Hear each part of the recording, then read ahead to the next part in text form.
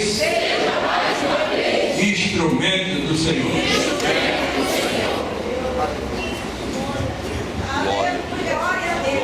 Graças a Deus. Eu quero cumprimentar a todos com a paz do Senhor Jesus. Estamos alegres, porque o Senhor já tem falado aos nossos corações nesta manhã. Quero agradecer ao meu amigo, pastor Gerson, pastora Joseli, pelo convite, pelo carinho para comigo, para com a minha família.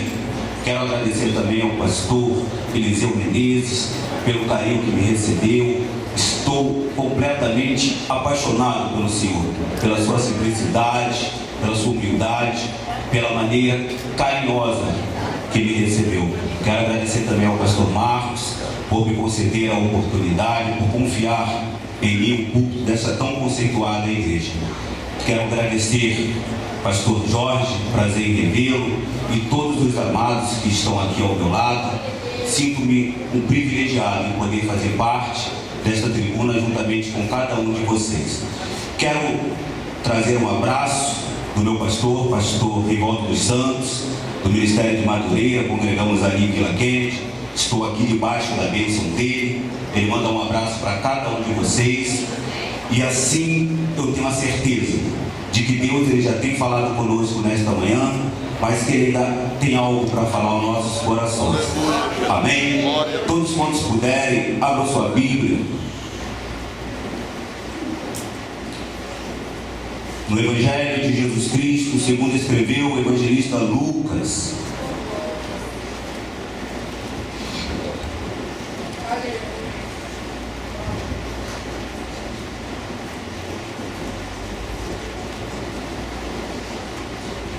Capítulo de número 7, a partir do versículo de número 11. A epígrafe do texto diz: Jesus ressuscita o filho da viúva de Naim.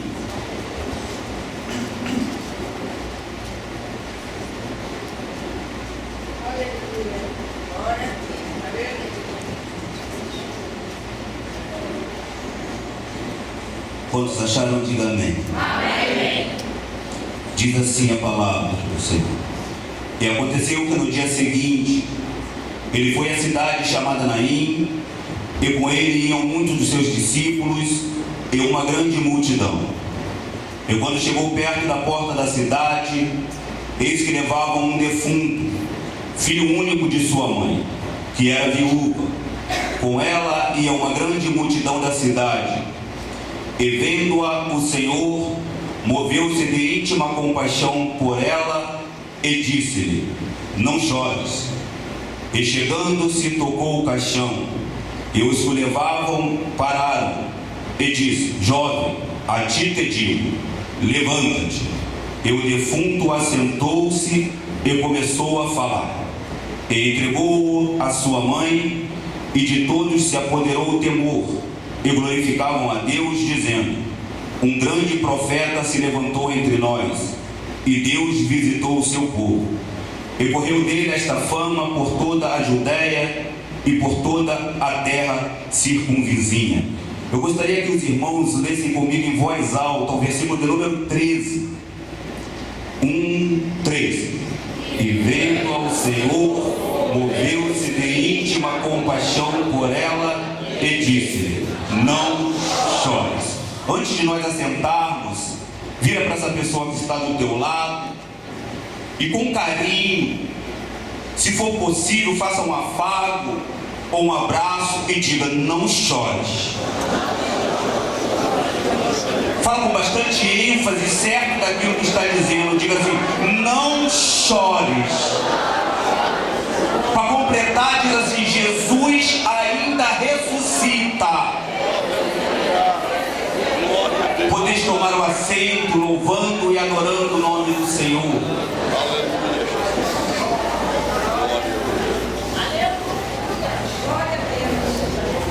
O capítulo de número 7 do Evangelho de Lucas, o que antecede o que nós fizemos menção agora. O acontecimento que antecede diz que Jesus ele está em Cafarnaum, E o servo de um centurião, ele está quase morrendo.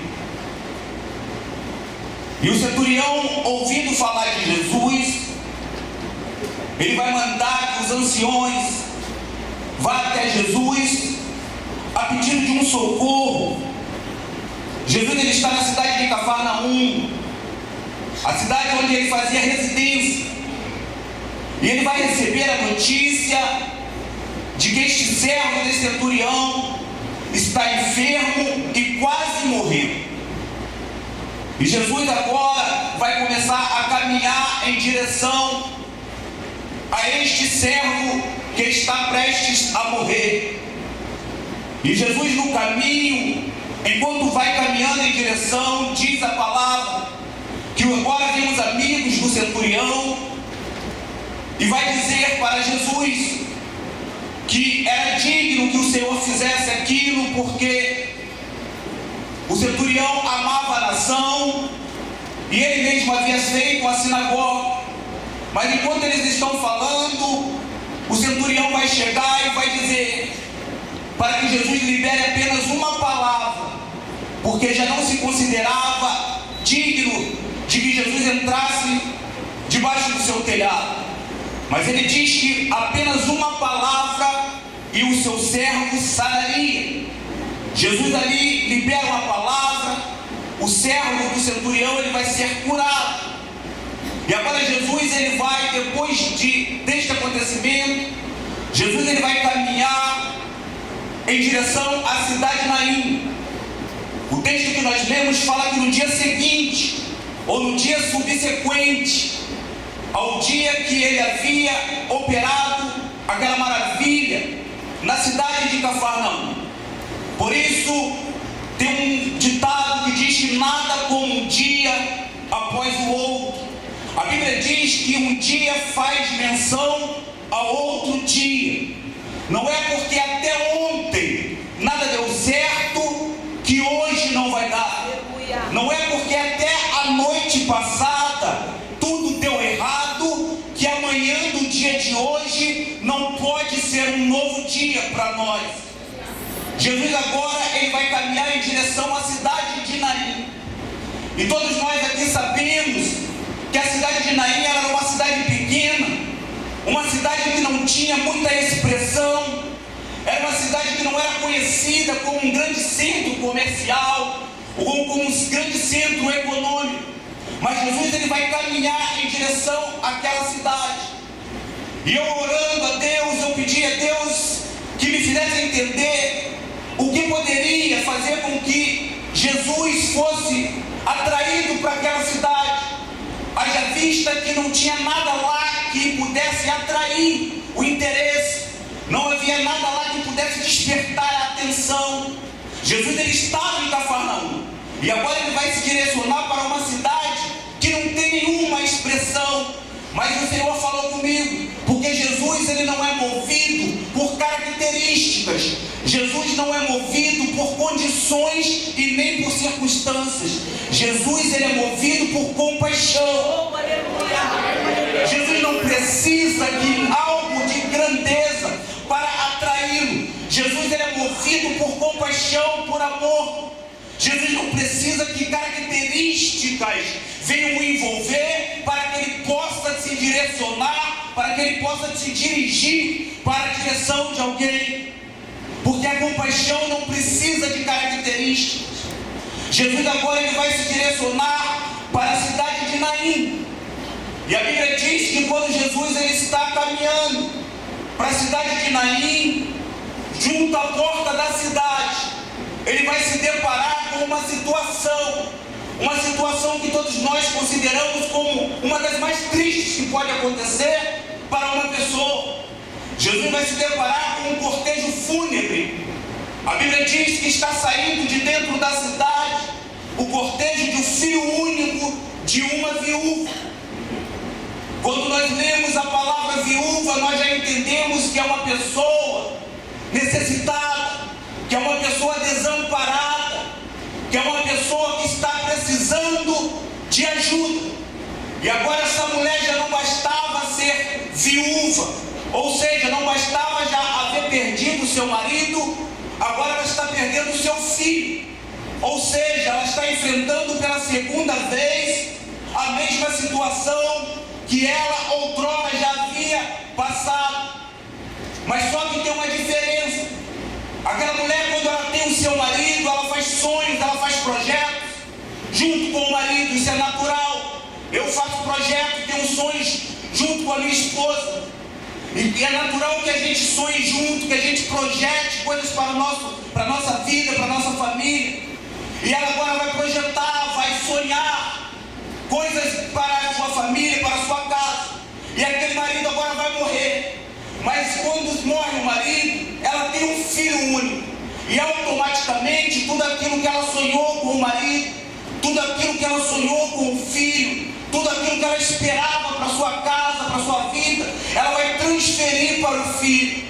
Todos os sonhos agora são transferidos para o filho. Mas mais uma vez, ela vai ser pega. E agora o filho, aquele que tinha recebido toda a transferência, ele vai morrer. E o filho é único. E quando aquele filho morre, automaticamente está morrendo também os sonhos, está morrendo os projetos, estão morrendo as esperanças daquela mulher. Jesus vai ao encontro daquela cidade em direção àquela situação. Aquela mulher, acredito eu, ela passa toda uma noite velando o filho, ela passa toda uma noite velando os sonhos, ela passa toda uma noite velando os projetos. Todos nós sabemos o quão duro é quando se perde um ente querido ou um amigo. A tristeza ela bate de uma maneira tão grande que nós só conseguimos olhar para aquilo que estamos perdendo. O texto vai dizer que aquela mulher ela vem caminhando junto a um cortejo fúnebre e uma multidão acompanhava.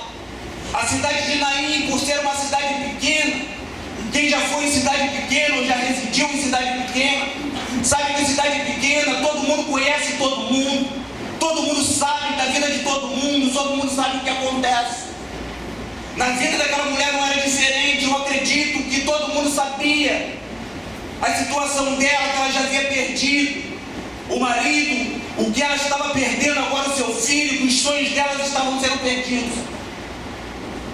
A situação daquela mulher é uma situação muito triste, porque aquela mulher talvez fosse conhecida na sua cidade como a mulher das perdas. O texto não menciona nome. Lucas não vai mencionar o nome da mulher, só fala que ela era uma viúva. E aquela mulher talvez ela fosse conhecida como a mulher das perdas, porque é natural nós sermos conhecidos por aquilo que nós estamos vivendo e não por aquilo que verdadeiramente somos. Talvez pela situação, o momento que ela estava vivendo, ela era conhecida dessa maneira, como a mulher das perdas. E agora Jesus vai encontrar com aquela mulher junto à porta da cidade. Todos nós sabemos que porta é o que limita a entrada e a saída. A porta é o que divide o que está dentro e o que está fora. Jesus encontra com ela justamente na porta. Ou seja, Jesus encontra com a mulher justamente no limite. Você não entendeu? Jesus ele não chega tarde, nem chega antes. Ele chega no limite. Talvez você tenha saído da sua casa e nesta manhã você tenha vindo para cá dizendo: eu estou no meu limite. A situação já está tão insuportável de maneira que eu já não estou mais aguentando. Fica tranquila, fica tranquilo. Jesus chegou no teu limite. E esta manhã é manhã de vitória. O que me chama a atenção é que Jesus ele vai parar e vai vir direto à mulher. Jesus ele poderia muito bem falar uma palavra, ressuscitar o filho da mulher e a mulher já se alegrar. Mas Jesus ele primeiro vai até a ela e vai dizer: não chore. Aleluia. Jesus ele primeiro vai consolar a mulher e ele vai dizer: não chore. Parece coisa estranha nós falarmos não chore num momento como esse. O natural do ser humano é, quando a pessoa está passando por esta situação, é falar: chora bastante, chora que faz bem, não retém o choro que faz mal, pode chorar. Mas chores. É porque o não chores de Jesus não é como o meu não chores. Porque o meu não chores, eu vou falar não chores, mas eu vou te deixar na mesma situação. Jesus, quando ele fala não chores, ele está dizendo, acabou, eu cheguei. Jesus, quando ele fala para a mulher, não chores, ele falou, o limite é até aqui. A tua noite foi de choro, mas a tua manhã é de vitória. Jesus, quando ele diz não chores, ele está falando cheguei. A Bíblia diz que quando ele chega, até a tristeza tem que saltar de alegria. Jesus, ele primeiro vai falar com ela, porque Jesus, ele primeiro trata da nossa vida, trata conosco, para depois tratar do problema. O filho morto era só o problema, mas Jesus, ele primeiro vai tratar com ela. Ele vai dizer não chores, porque não adiantava o filho ressuscitar, mas ela continuar perdendo. Não adiantava ter o filho nos braços e continuar sendo a mulher das perdas. Jesus está dizendo, primeiro eu vou mudar a tua história. Primeiro você já não mais será conhecida como a mulher das perdas. A partir do que eu vou fazer, você será conhecida como a mulher do milagre. Talvez você tenha vindo para cá nesta manhã e muitos dos vizinhos e até parentes te conhecem como uma pessoa do só perto. Mas você vai voltar para casa. Eu creio no Deus que ainda ressuscita. E você vai voltar para casa sendo conhecida como a mulher que o Senhor o visitou, como o homem que o Senhor o visitou, como a pessoa que conheceu o milagre. Jesus, ele fala com ela, não chores. Depois de Jesus consolar, a Bíblia diz que Jesus vai tocar no caixão e eles vão parar. Primeiro Jesus consola, depois Jesus para. Jesus toca e eles param. Enquanto Jesus está consolando, o cortejo está continuando. Mas quando ele toca, quando ele põe a mão, tem que parar. Talvez até agora de manhã ainda estava continuando, o cortejo ainda estava seguindo, mas esta manhã ele escolheu para colocar a mão, e a situação vai ter que parar. Ele coloca a mão e diz, jovem, a ti te digo, levanta-te. Lucas, ele fala que está saindo o cortejo com um defunto. Jesus está falando jovem. Depois que o jovem levanta, Lucas ainda vai dizer que o defunto levantou. Mas Jesus já tinha dito jovem. Ou seja, você não é o que falam que você é. Você é aquilo que Jesus diz que você é. Muitos podem estar falando que você é o defunto, mas Jesus está dizendo que você é o jovem.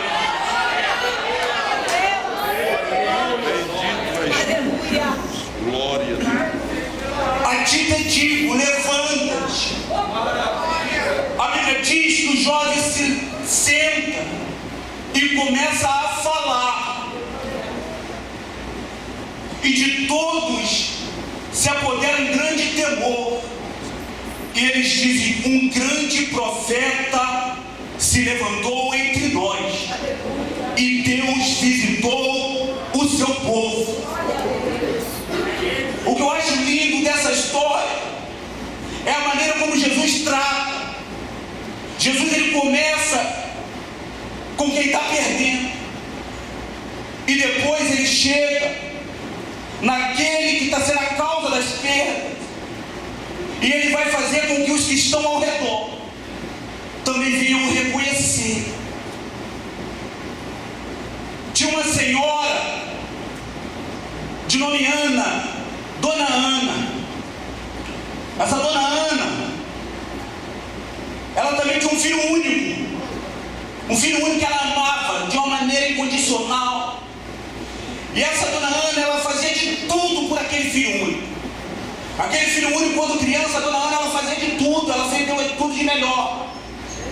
Só que essa dona Ana era espírita. E ela vivia lá no espiritismo, muitas das vezes levava esse filho por tanto amor. Ela levava para participar dos rituais ali, dava banho de ebó, quem conhece um negócio fedido, banho de pipoca, ela fazia de tudo para guardar aquele filho, por causa do amor que era tanto por aquele filho. E essa dona Ana, ela vai, começa o filho dela a crescer, e na adolescência, quando o filho dela está com 13 anos, aproximadamente, ele começa a se envolver com drogas. E ele começa a se envolver com drogas e vai se envolvendo, e ela vai observando que o filho único que ela tanto ama, ele está morrendo, porque não era aquilo que ela sonhava para ele, não era aquilo que ela havia projetado para a vida dele. Ela tinha sonhos grandes na vida daquele único filho, e ele vai, começa a se envolver com drogas e vai passando, e já na fase do jovem, quando ele está aproximadamente com 18 anos, ele já não é apenas um usuário de drogas, ele já é um viciado, e ele passa a ser um marginal, um assaltante, ele passa a ser um bandido, e cada dia ele vai se aprofundando mais na vida do crime. E então essa dona Ana, ela quer fazer de tudo para poder salvar aquele filho, ela vai fazer de tudo para poder não perder aquele filho que ela tanto amava. E ela começa a se aprofundar cada vez mais no espiritismo, começa a fazer trabalhos, tudo o que mandavam ela fazer para salvar aquele filho, ela vai fazer. Só que em vez do filho dela melhorar, cada dia mais ele piorava, cada dia mais ele se envolvia, cada dia mais ele se aprofundava no crime. O filho dela vai preso pela primeira vez, ela faz de tudo para poder salvar a vida daquele filho. O filho vai preso pela segunda, vai preso pela terceira, vai preso pela quarta vez. Só que quando o filho dá essa caminhada, já está sendo preso, na segunda vez que ele vai preso, apresentam Jesus para ela. Falam: dona Ana, a senhora tem tentado de tudo, a senhora tem feito de tudo para salvar o teu filho, e cada dia está sendo pior, cada dia ele está mais envolvido no crime. Por que a senhora não dá uma chance para Jesus? Por que a senhora não dá uma chance para Jesus? E aquela mãe desesperada, ela vai, aceita o convite e vai até Jesus. Aquela mãe, ela pega e aceita Cristo como Salvador da sua vida. Jesus entra na vida daquela mulher, faz uma obra linda, pastor. Jesus faz uma obra grandiosa na vida daquela mulher, liberta ela dos espíritos imundos, salva aquela mulher, faz aquela mulher uma obreira da casa de Deus, faz aquela mulher crente de verdade. E aquela mulher começa a buscar a Deus de uma maneira tremenda. E agora ela vai entregar o filho nas mãos de Deus. Agora já não é mais na mão dos espíritos que ela servia. Agora Jesus vai entrar na vida daquela mulher de uma maneira, e ela vai começar a buscar em Jesus aqueles anos que passaram, aquele tempo que ela havia perdido. Ela começa a buscar, e Jesus vai tratando com ela, Jesus vai fazendo a obra na vida dela. Só que aquela mulher, ela vai para Jesus por causa do filho que está morto, na vida das drogas, na vida dos roubos, dos assaltos, dos delitos e pecados. Ela vai por causa do filho, mas Jesus primeiro vai tratar com ela, para depois tratar com o problema. Jesus primeiro vai salvar ela. Jesus vai chegar até ela e vai dizer: escapou, chega, foi até aqui o limite.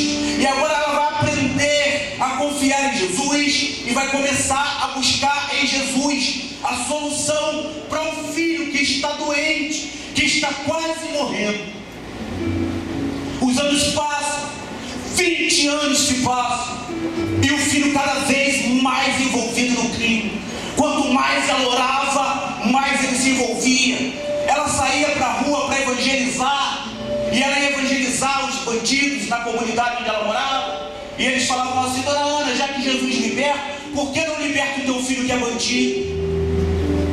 A senhora vem aqui falar para nós que ele salva, por que não salva o teu filho que é um bandido? Ela engolia, chorava para dentro, chegava em casa, dizia que falava assim: eu sei em quem eu tenho crido, eu sei que o meu Redentor vive e que por certo ele ainda se levantará. Passa-se os anos e aquele jovem, ele é conhecido não só na comunidade onde ele morava, mas no Rio de Janeiro, porque já havia passado por vários presídios. Até que no ano de 2014, 2007, aquele jovem vai preso pela quinta vez, lá no estado do Espírito Santo. E quando chega lá no estado do Espírito Santo, aquele jovem, o diretor do presídio fala assim para ele: você vai ter que ficar separado, você não vai ficar junto com os outros presos, porque você é como uma laranja podre. E a laranja podre, se colocar junto com outras laranjas, faz com que elas apodreçam também. Essa foi a palavra do diretor do presídio para aquele jovem. Comparou ele a uma laranja podre, dizendo que ele era pior do que os que estavam lá. Só que aquele jovem é transferido para um outro presídio. E quando ele chega lá nesse outro presídio, o presídio está lotado e não tinha vaga. E o diretor vira e fala assim: ó, não tem vaga, mas como já é tarde, deixa ele aí, vamos ver um lugar para ele e amanhã veremos um lugar melhor. Pegam ele e jogam ele em um container lá no Espírito Santo. Era um container, e o container de número 1, esse container tinha sido transformado em uma igreja. Ali estavam os presos que haviam aceitado a Jesus. Ali eram só presos que tinham se convertido e agora estavam ali adorando a Deus. E o diretor fala assim: só tem lugar ali, fica lá. Aquele jovem, ele entra, senta e começa a ouvir o culto. E antes que o culto acabe, aquele jovem está com os braços levantados, aceitando a Cristo como único e suficiente Salvador. O diretor falou para aquele jovem assim: eu vou fazer de tudo para te prejudicar. Por isso mandou para aquele presídio, porque aquele presídio, esses contêineres, eram considerados presídio de segurança máxima lá no Espírito Santo. E portanto ele mandou para lá e queria prejudicar de qualquer maneira. Mas aquele jovem se converte dentro do presídio. A mãe continua orando do lado de fora. Agora a mãe já está alegre, porque agora já não precisava mais ser consolada, porque agora ela já tinha na mão o filho ressuscitado. Ainda que estivesse preso, ela sabia que ele estava livre. E aquela mãe continua fazendo a obra. O filho fica preso durante um ano. E aí aquele filho preso começa a estudar, começa a ler a Bíblia. Até que num dia, após um ano, ia ter uma festa, pastor, lá no presídio. E o pessoal da igreja Cadeias no Espírito Santo fazia um trabalho lá nessa igreja, lá nesse presídio. E essa festa ia ser para todo o presídio, mais os visitantes, mais os funcionários. Só presos, eram 450 presos. Lá tinha presos com mais de 200 anos condenados. E ali ia ter aquela festa. Só que o pastor que dirigia o trabalho falou: quem vai ter que pregar tem que ser um preso que se converteu. Vai ser um preso dos que se converteu que vai pregar no dia. Chegou o dia da festa, chegou o dia do evento. Aquele rapaz foi selecionado para ser o pregador daquele dia. E aquele rapaz falou: eu não sei pregar, eu nunca preguei, eu estou aqui só junto com outros. E o pastor que dirigia falou: não, mas quem vai pregar vai ser você. Aquele rapaz pregou da maneira que Deus lhe deu a palavra. E no final da palavra ele fez um apelo. E quando ele fez o apelo, 32 almas aceitaram a Jesus. 32 presos condenados aceitaram a Jesus. Inclusive o preso que tinha 200 anos de cadeia, ele aceitou a Jesus também. Aquele rapaz se alegrou. Quando deu 6 horas da tarde, aquele rapaz estava se aprontando para começar mais um culto na cadeia. Aí de repente chama o nome dele, e ele atende o nome dele. E o diretor do presídio chega até ele e fala: olha, o seu alvará chegou. Aleluia. Você hoje está indo embora. Aquele rapaz se alegra, se arruma para sair. Quando ele sai, o diretor vira e fala para ele: eu posso te dar um abraço? Ele fala: pode. O diretor vira para ele e fala assim: você foi uma bênção aqui neste lugar. Quando o rapaz chegou, ele era uma laranja podre. Agora ele sai e o diretor fala que ele é uma bênção. O mal que lhe quiseram foi o bem que lhe trouxeram. Aquele rapaz sai da cadeia, começa a buscar a Deus, começa a se dedicar às coisas de Deus. A família daquele rapaz, ele tinha uma esposa, ele ainda não era casado. A esposa dele era desviada há 11 anos. No dia que ele foi preso, ela voltou para Jesus. Jesus trabalhou primeiro na vida da mãe, para depois trabalhar no problema. Aí aquele rapaz, no dia 13 de novembro do ano de 2016, ele está aqui na TIM pregando. Aquele que estava morto, Jesus ressuscita. Aquele que era considerado defunto, agora é considerado jovem. Jesus é da ressuscitação.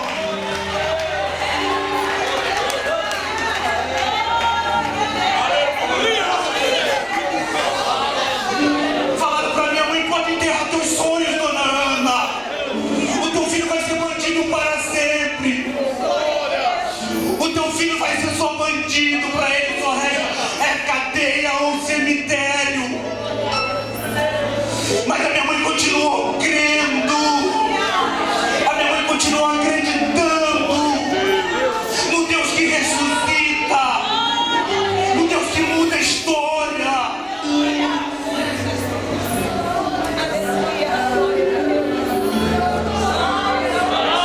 Falavam que eu era um bandido, mas Jesus falava: ele é o pregador da palavra. Você não é o que dizem que você é. Você é aquilo que o Senhor já tem preparado para você ser. Saí da cadeia, comecei a buscar em Deus.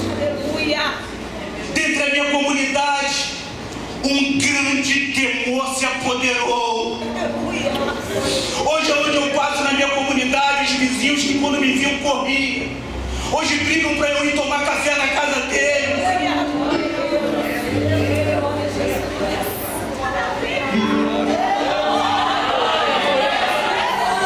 Falando para minha mãe: dona Ana, pode sepultar os teus sonhos. Esses sonhos que a senhora sonhou para o teu filho único que tu tanto ama. Esses projetos que a senhora tem para o teu filho, pode sepultar. A minha mãe teve o prazer de me ver me cansando. A minha mãe me viu ir ao diaconato. No dia da minha consagração ao presbitério lá em Madureira, depois que o pastor Agnes me consagrou, eu desci do púlpito, do altar. A minha mãe veio marchando no meio da igreja. Minha mãe era da Assembleia de Deus de Campo Grande, do pastor Daniel Malafaia. A minha mãe veio marchando no meio da igreja. Quando chegou perto de mim, ela deu uma rajada de línguas e depois falou: eu persegui o meu inimigo e não desisti até que alcancei e coloquei debaixo dos meus pés.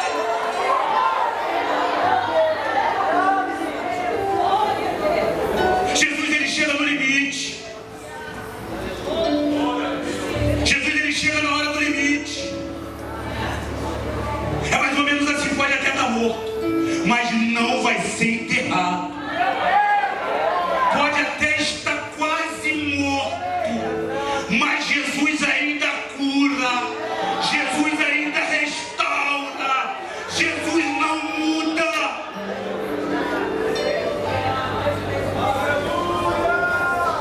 Eu imagino o pastor Gerson, Jesus caminhando em direção a Naim. Como diz que a cidade tinha uma única porta, a mesma porta que entrava e saía, pastor João. Ou seja, o caminho que os que estavam saindo ia fazer até chegar no cemitério que era fora, Jesus está fazendo para entrar. Ou seja, todos nós sabemos que enterro não é bagunça. Tem toda uma preparação. Você contrata, e ali os coveiros preparam a cova, fica tudo preparado para a hora do sepultamento. Jesus, quando ele passa, ele já sabe para quem é a cova. Jesus, quando ele passa, ele já vê os coveiros de plantão arrumando tudo. Estão pode até fazer a cova, mas aí ele não entra. Só está tendo o trabalho de cavar, mas aí ele não entra, porque eu estou chegando. Vem saindo a multidão da morte e vai entrando a multidão da vida.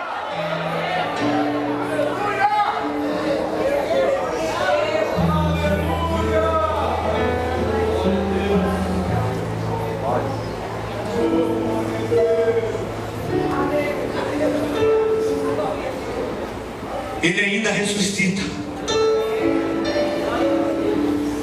Ele ainda restaura. Hoje tem uma família abençoada. Minha linda esposa, Diaconisa Valesca. Minha linda filha, Diaconisa Catherine. Minha linda filha, Kimberly, louvando a Deus. Jovens que todo mundo dizia, não vai ter mais jeito. Falavam que eu era um mau exemplo.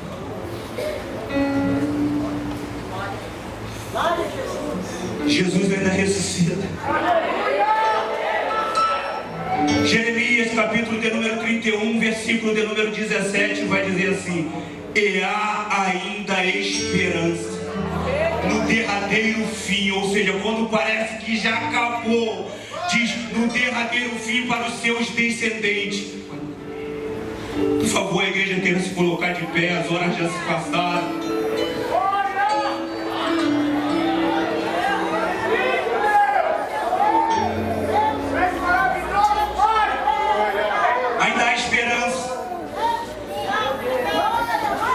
Jesus ainda ressuscita.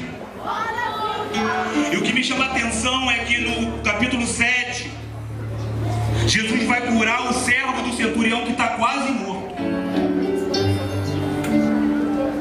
E depois no versículo de número 11, Jesus vai ressuscitar o que está morto. Ou seja, para Jesus não faz diferença se está quase ou se já está morto. Quando ele chega, acabou.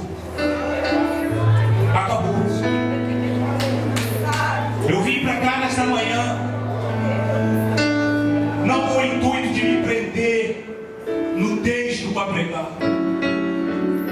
mas em poder edificar a fé dos meus irmãos.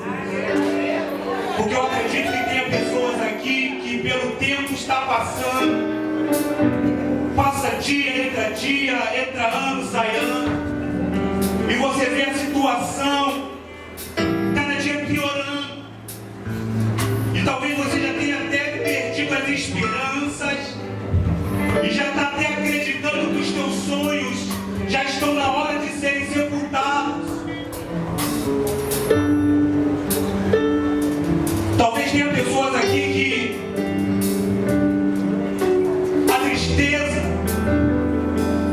tem sido tão grande, a dor tem sido tão grande, que já não consegue adorar a Deus, que já não consegue louvar a Deus, porque eu sei de uma coisa: só sabe o calor do fogo a panela, e só quem passa pelo aquilo é que sabe a dor. Mas eu via a minha mãe. No dia da minha consagração, a minha mãe ria. A minha mãe dançava. Sabe por que a Bíblia diz que a mulher, quando ela está parada na luz, ela sente tristeza, ela sente angústia. Ou seja, no processo da gestação, a dor, a tristeza, a angústia. Mas depois que nasce o menino, depois que ele tem nos braços, já não lembra mais da dor pela alegria. Ou seja, a sua gestação pode estar sendo dolorida, mas você vai se alegrar com a sua vitória.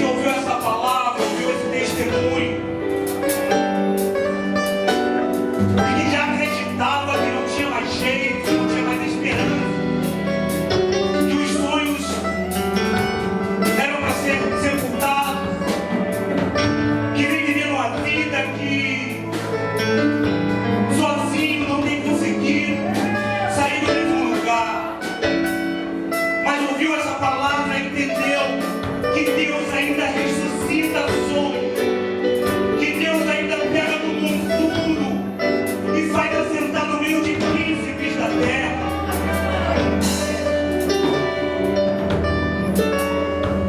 Você que ouviu essa palavra e que por um acaso ainda não aceitou a Jesus como exclusivo Salvador da sua alma,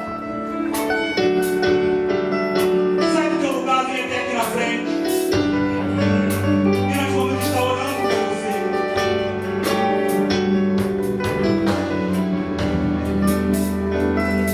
Você que entende que Jesus ele tem tratado primeiro com pessoas para depois tratar dos problemas. Saia do teu lugar. Jesus ainda ressuscita sonhos. Jesus ainda ressuscita.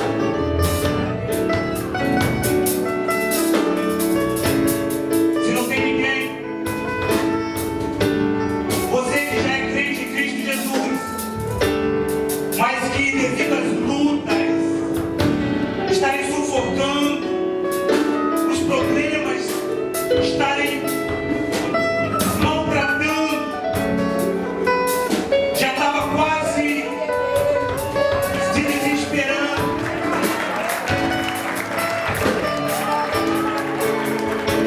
Porque tem um parente, tem um familiar, tem um amigo que se encontra na mesma situação que o eu me encontrei. Mas que nessa manhã recebeu o renovo de Deus e os sonhos estão de pé.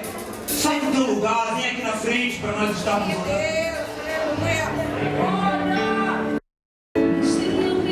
Deus tem ressuscitações, Deus realiza sonhos de uma maneira tão grande. Eu vou confessar uma coisa aqui agora para vocês. Assim que eu saí da cadeia, eu vim no trabalho aqui. No ano de 2009, eu saí da cadeia no ano de 2008. No final de 2008. No ano de 2009, eu vim no trabalho aqui à tarde, na sexta-feira.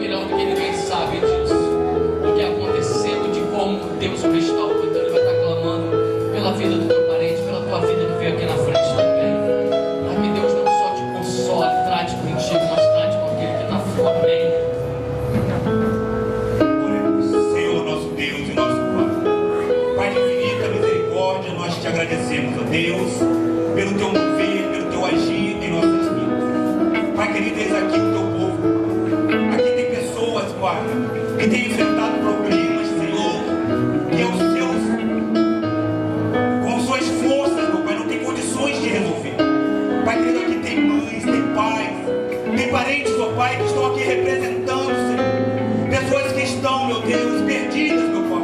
Assim como um dia eu estive, Senhor. Assim como um dia eu estive morto em meus pecados, em meus delitos. Pai querido, mas aqui está um povo que tem acreditado, que tem confiado, meu Pai, no poder da Tua palavra. Pai querido, que através deste, meu Pai, que estão aqui representando, o Senhor possa agora, meu Pai, ir lá ao encontro dos que estão perdidos. Porque a Tua palavra diz, ó Deus, que Tu és Deus de perto e Deus de longe. Pai querido, visita, Senhor, a cada uma dessas pessoas que estão sendo representadas aqui nesta manhã. Senhor, dá vitória a eles.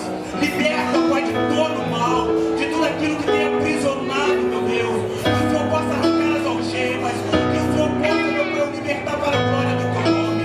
Senhor, amado Pai querido, há aqui também pessoas, ó Deus, que vieram até o Teu altar, que ouviram a Tua palavra e entenderam, ó Deus, que sem o Senhor não nós podemos nada, mas que o Senhor é o Deus que pode todas as coisas, que o Senhor é o Deus que ainda ressuscita planos, que ressuscita sonhos. Senhor, abençoa cada uma destas famílias, ó Pai. Aquilo que nós não podemos fazer, nós sabemos que o Senhor pode. Portanto, Pai, nós entregamos nas Tuas mãos, porque nós confiamos, cremos, ó Deus, que o Senhor é poderoso para fazer muito mais além do que pedimos ou pensamos. Portanto, meu Senhor, abençoa cada uma delas e dá vitória para a glória do Teu nome. É o que eu te peço em nome de Jesus. Amém.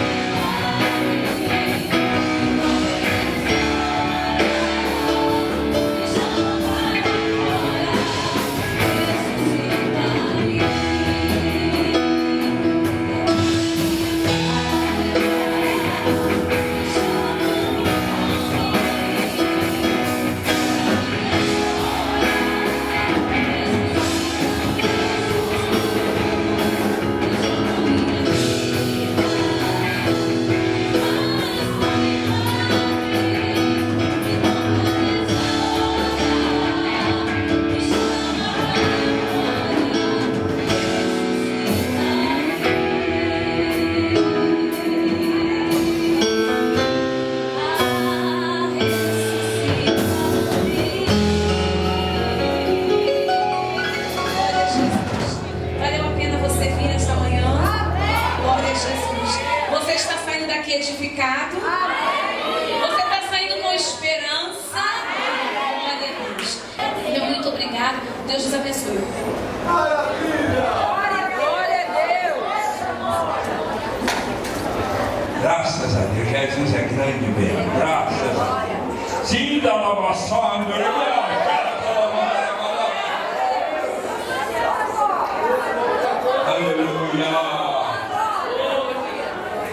E a graça de nosso Senhor e Salvador Jesus Cristo, o amor de Deus, nosso grande e amoroso Pai, a comunhão e as consolações do Espírito Santo permaneçam sobre todo o povo de Deus, desde agora e para todo sempre. Amém. Como fazemos sempre, vamos abençoar o Brasil.